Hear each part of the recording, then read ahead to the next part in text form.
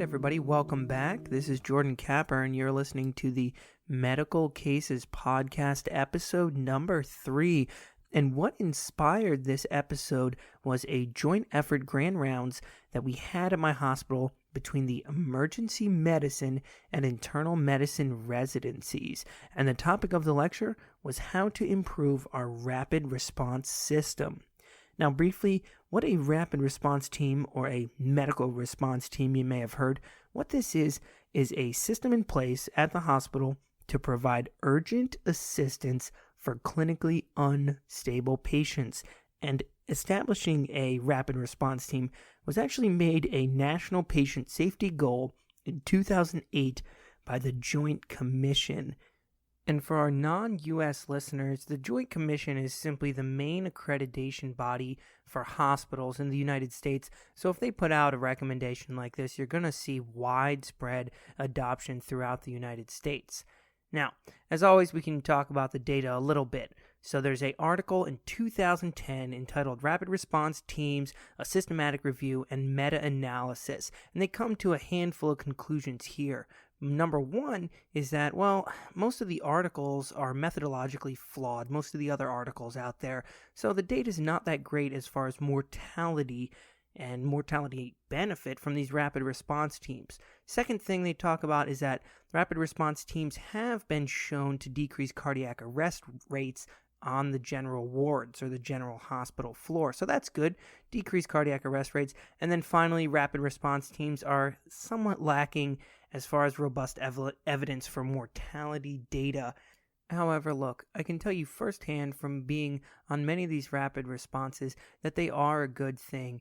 You know, we know that there's mortality benefit from early antibiotics, and a lot of times that's what you'll see. You'll identify sepsis early on, you'll start the resuscitation, or you might identify the MI sooner than you would have, or get the patient with sympathetic crashing acute pulmonary edema. You might put them on BiPAP and nitro sooner than you would have if the patient had not had a rapid response team, if it was simply the nurses paging the doctor that's taking care of the patients. So now, what do I want to do with the rest of the lecture? Well, I want to go over this card, this rapid response checklist. It's a very simple checklist. Every single thing on the checklist you're already going to know. So it's not necessarily the information on the checklist, but it's the checklist itself that's important. And the fact that you're thinking about doing these things in a stepwise and organized manner, because look, rapid responses are one of these situations in the hospital that's a perfect storm for disorganization. You're in a location you might not typically know. You're with multiple different teams. Some people you may know on the team, but a lot you might not, right? You're working with unfamiliar nurses, might be the respiratory therapist from the floor, and you're normally working with the people that are in the ER. Okay, so you got people you don't know, a location you don't know, and finally, you have the one thing that gets everybody nervous, a sick patient. So everybody's a little bit on edge here. Now, what this checklist is a 1/4 page size checklist. I have it saved as a PDF. You can print it off. All you have to do is cut it out and then you can laminate it. That's what I did for our residents here, and the internal and the emergency medicine residents. They carry one of these around in their pockets. So here's your case. Just about 3 months ago, before I had formally made this lecture, we were called from the ER to the floor for a rapid response. So it was a real slow day in the ER, and I decided to go with my second-year resident and kind of tell her about rapid responses and try to do some teaching. So on the way up, we're kind of discussing the ABCs, talking about what we should go through. Oh, check the patient's medications, make sure you get their vitals, kind of starting with the ideas that I formulated into this lecture. So I was telling her the importance of getting things organized. We walk into the room and we have a patient that's seizing with status epilepticus. I go ahead and kind of take control a little bit here. Oh, hey, maybe we should give some Ativan. Let's go on and check the heart rate, check the oxygen. Well, About 2 to 3 minutes into the seizure, the second-year resident astutely mentioned, well, how come we haven't checked the glucose yet? Isn't that something that we're supposed to check? And so the glucose ended up being okay, but I think the idea was demonstrated pretty clearly here.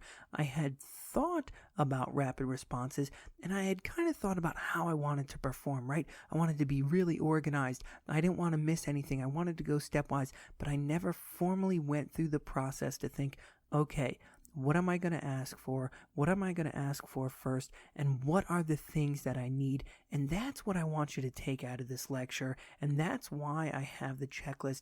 You don't have to have the checklist in your pocket, but it's the idea behind it that for every situation in the hospital, not just these rapid responses, every situation, you should have a step-by-step way that you go through things. In high-stress situations, that's how you should perform. You need to be practicing, and that can mean simply thinking about cases that you have had before or coming up with hypothetical cases that you might encounter and thinking, how would I handle this in the real world? And how would I handle the logistics of this situation? And this is not cookbook medicine. This has nothing to do with cookbook medicine.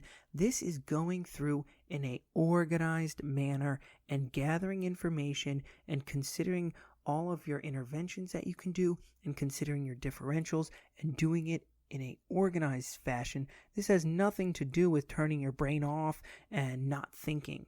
This is allowing the easy stuff to be automatic. There's no thinking behind checking a glucose. There's no thinking behind checking basic labs or checking vital signs. These are things that should get done every time, but they get missed if they're not part of the routine that you do every single time you see a patient like this. Okay, so now let's look at this rapid response card, which, by the way, is in the show notes and it's on the website.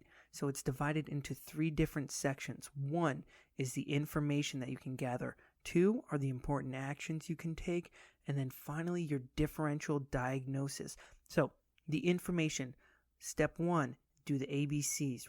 IV, O2 monitor, advanced airway equipment to the bedside.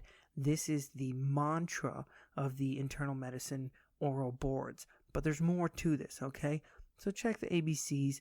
Then you want to know the admitting diagnosis. You want to know the patient's code status. See what the patient's HPI was initially for their initial admission, and then also the HPI behind the rapid response. Why was the rapid response called? Check the patient's medications, recent meds. For example, did they take too many opioids? Did they get given a lot of haloperidol, or some other type of antipsychotic that's making them very drowsy? Then get all of the vitals: the blood pressure, heart rate, respiratory rate, the O2 sat, and then the temperature, and then consider getting a rectal temperature. Why? Well, this is because I always say rectal temperatures save lives. Why do rectal temperatures save lives? Well, you know the scenario. You got the patient, they've been on BiPAP for 2 hours, their mouth is as dry as a desert, and then you put the oral thermometer in there, and oh, hey, their temperature looks great. Well, that's not an accurate core temperature. So if you get the rectal on these patients, a lot of times they'll be febrile, and it'll be that fever that pushes you over the edge to starting early antibiotics.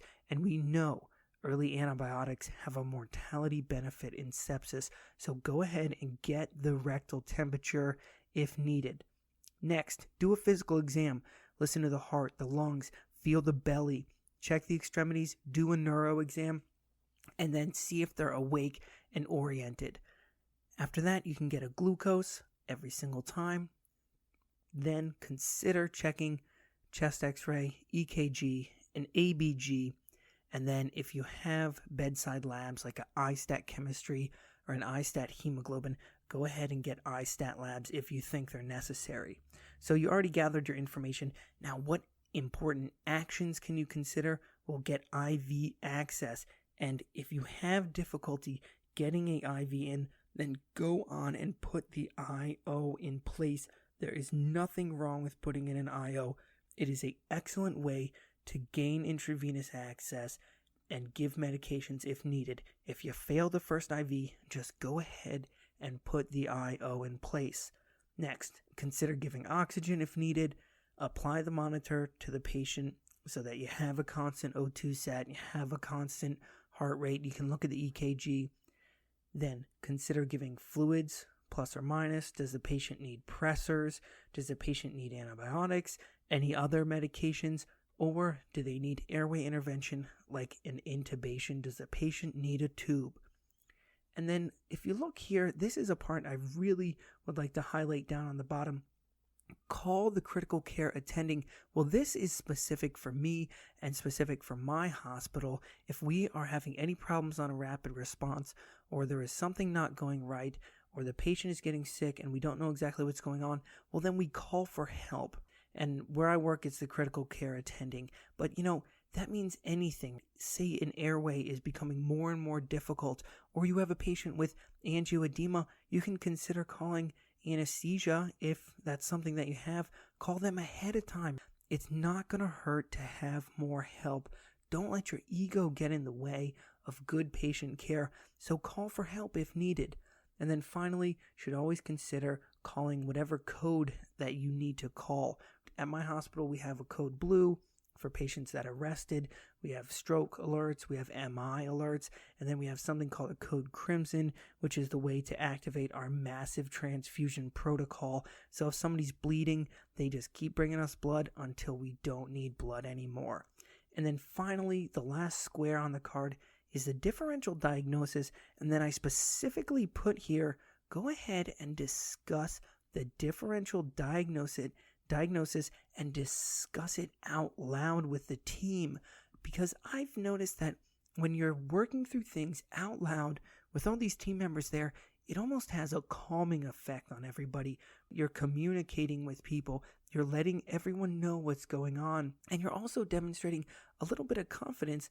You're showing people that, we know what's going on here, if only in the fact that we're working through it systematically. Because remember, these are often situations where you're working with people that you don't know, and discussing the differential out loud can be really beneficial. So what are the things that you might see on one of these rapids? Well, you can see withdrawal from benzos, from alcohol.